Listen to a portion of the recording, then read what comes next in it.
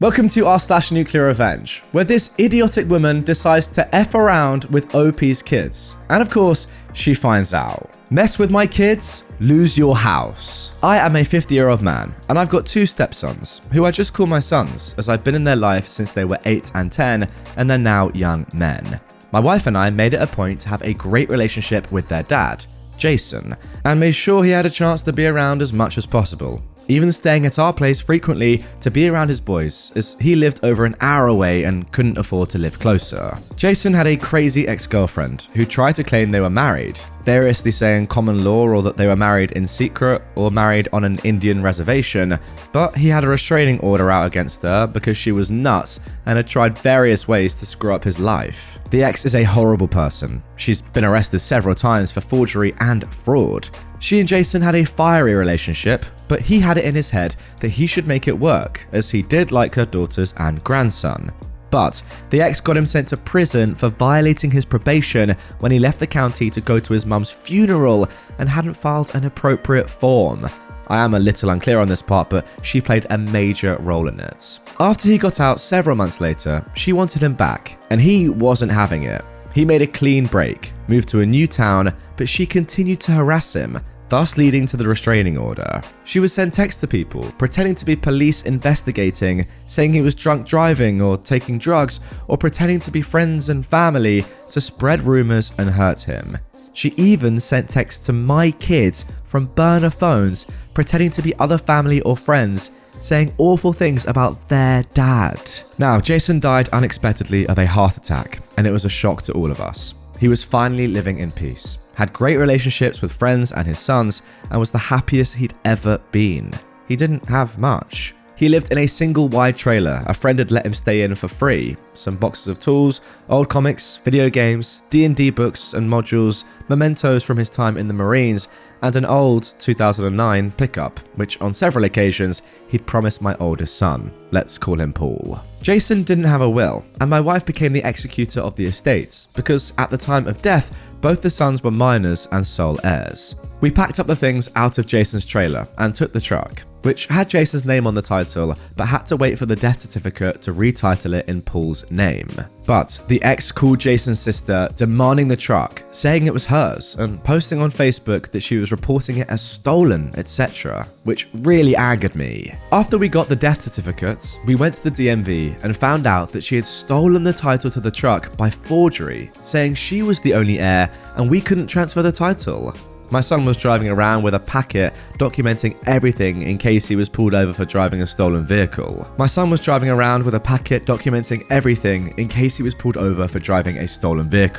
We had to get a lawyer and start a special process that took several months before our director at the DMV fixed it, and we were able to title the truck, with the ex continuing to threaten and cause problems, making everyone miserable and costing us several thousands in legal fees. Early last year, we got through probate courts. The ex never showed, in spite of saying that she was the wife and sole heir.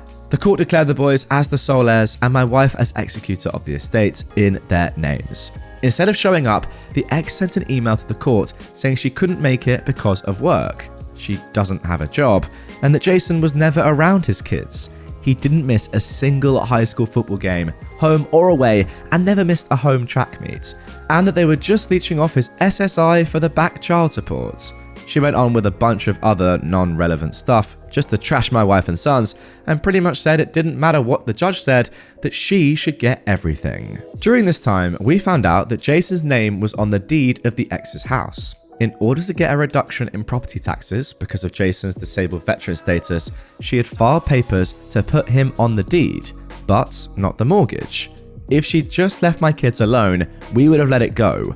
But she'd pushed principal beyond the point of detail, so we filed suit for half the house. The property is worth about $380,000. We went to court-ordered mediation, and she rejected a mediated settlement of a fraction of the value, which we would have taken. In April, her lawyer dropped her, and so she got a continuance on the first hearing. She then claimed that she had found a will from Jason, designating her as sole heir, in addition to another signed paper that she found as a quitclaim deed from Jason for the house. I did wonder if it was this or her not paying him which caused him to drop her. She was going to go back to probate court to reopen, appeal the probate, and needed time for that, which the judge granted. On Tuesday, we finally went to court on the deed to the house. Again, she no-showed. The judge had inquiries to the probate court and she never filed any papers. The trial lasted less than 10 minutes as the judge recorded the facts and awarded the estate half the property. They will impanel 3 lawyers to determine how the property will be sold, and she's going to lose her house and for the first time in her miserable life face the consequences of her actions. Frick around and find out. And there we go. That is the end of that one. I've got to say, first of all, OP, congratulations for winning the case, but I can't help but feel that it's very sad that Jason isn't around anymore, or indeed wasn't around during the culmination of the story, and now to see his kids grow up. You and your wife are doing an amazing thing. It's such a shame that that woman is just knocking about. I mean, why is she trying to fake a marriage that never happened? I mean, I know why, but come on. That's so easy to see through with just a little bit of questioning, right? Do you have the papers? No. Have you forged some things in the past? Yes. Maybe you're lying. Tough one. But yeah, overall, it's a shame that Jason isn't around. But yes, as I said, you and your wife are doing an amazing job for these kids. I will just say though, it might be worth getting some form of protection in place, because I feel like now that she has literally nothing, and again, not your fault that she has nothing, you completely gave her the option, right? And as you said, if she hadn't messed with you, you wouldn't have messed with her house. I feel like there's a chance she may now come after you, because at this point, what has she got to lose? So as long as you have some form of plan in place, if that is to happen, or some protection order or some sort of legality, that would be good and make me feel better, and I'll be able to sleep at night. Until you do that, I'm going to be a little bit worried because, yeah, I feel like she might be hot on your tails quite soon. But nonetheless, great revenge, very much deserved. Now moving on to our next revenge story of this episode. Now this one is an absolute classic, posted over 6 years ago. One of my favorite posts of all time. Can't you just unload around me? So this happened earlier today and was too perfect to not share with you guys. I work in construction as the foreman for a new house build. The location is kind of strange. The house is 250 feet up a hill via a footpath only. All of our materials have to come up that footpath by hand. It's a pain in the butt to manually carry, quite literally an entire house up this hill. One of our saving graces is having the 2 parking spots on the street at the bottom of this hill marked with official no parking signs. Unfortunately, there is an elementary school about half a block away, and the parents of children seem to regularly, at least twice a day, think it's okay to park in our spots. Now, I consider myself a reasonable person, so if someone is parked in the spots and we don't have a delivery or need to park a truck, I'll let it go. But if we need the spots and there's someone parked there, I will ask them to move, nicely, and most of the time they do so immediately. Until today. I get a phone call from the lumber delivery truck that is en route to our location. He says he'll be there in about 2 or 3 minutes. I let him know that I'll meet him at the street and make sure he has space to park. He's carrying all of the material to frame the roof of our house, which is a lot of really big lumber and will take easily an hour to bring up the hill. So naturally, I didn't want him parked in the middle of the street with his hazards on for an hour when we have a perfectly good parking spot for him. As I begin my trip down the hill, I notice there is a school parent sitting in her car idling, assuming she's just waiting to pick up her child. I walk up to her car and politely let her know that she is parked in a no parking zone and we really needed to clear it to park a delivery truck. But she scoffs at me and rudely states back, "I'll just be a few minutes, and your truck isn't here. Take a chill pill, dude." Before I can respond, a giant lumber truck comes around the corner and I wave to him, and then gesture towards him to the woman in the car, who's now put her window back up to ignore me. I put on my best customer service smile and wave at her through the window. She puts it down halfway and angrily shouts, "What?" By now, the truck has pulled up alongside her car and I politely ask her again, with a stronger tone of voice, to move her vehicle, reminding her that she's illegally parked in a tow-away zone. Then she gives me this wonderful idea. She says, "Can't you guys just unload around me? Jesus, it's not that hard." I give her another smile and walk away, a brilliant plan forming in my head. I instruct the delivery driver to park as closely to her as possible and block her in with the porta potty that is at one end of our reserved spots and the parked car that is parked just adjacent to our spots on the other end. He smiles because he immediately gets what I'm trying to do and proceeds to expertly block this lady and her car into a little 2-parking spot jail. We unstrap the lumber and my guys begin humping material up the hill. Meanwhile, I call the police parking enforcement to let them know the situation. At this point in time, I wasn't trying to get her in trouble, I just wanted a record of why we were blocking part of the street so that we don't get in trouble with the city. The very friendly traffic officer lets me know that she can be there in about 30 minutes and deal with the situation for me. Wonderful. As we continue to unload lumber, the child of the parent shows up. And wouldn't you know it, Mum is just now realizing that the lumber truck is parked so close that she can't get out of her driver door to meet her kid.